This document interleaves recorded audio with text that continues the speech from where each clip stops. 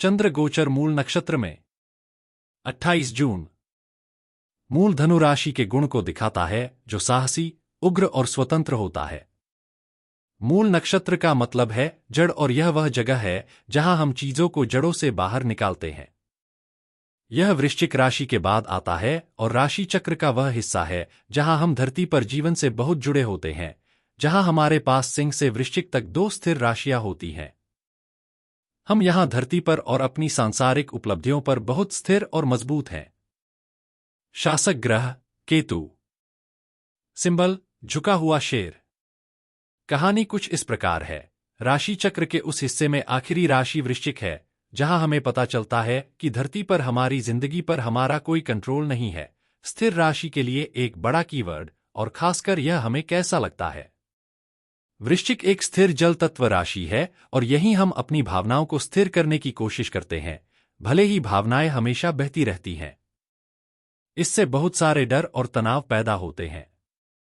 राशि चक्र का आखिरी हिस्सा धनु से मीन तक है, जहां आत्मा मटेरियल चीजों की उलझन से आजाद और मुक्त हो जाती है, जो असल में राशि चक्र के उस हिस्से की खासियत है जो सिंह से वृश्चिक तक है।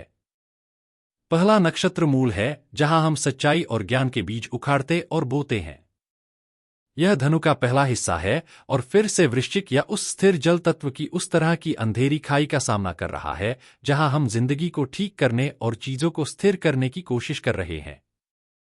इसलिए हम बाहरी हालात को कंट्रोल करने की कोशिश करते हैं ताकि हमारे अंदर के हालात और मजबूत हो जाएं। इससे बहुत ज्यादा स्ट्रेस, चिंता और डर पैदा होता है और हमें एक बड़े मतलब या मकसद की तलाश करने पर मजबूर करता है, जो कि धनु है।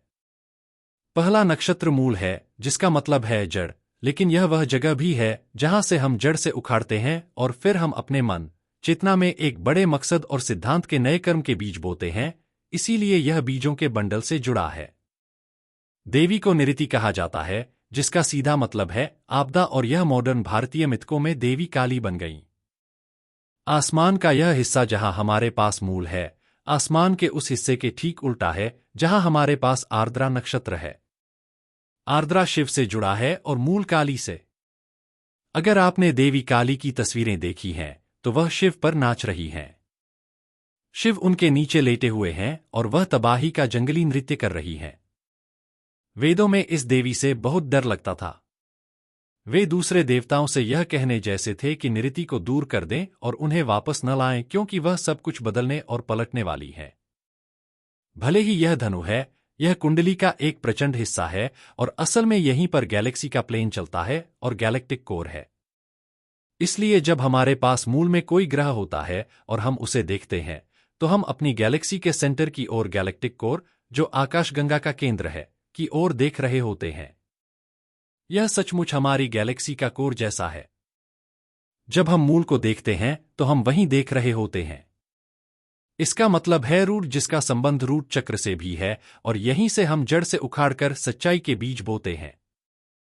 हम जो भी उखाड़कर बोते हैं वही हमारी जिंदगी में बढ़ रहा है।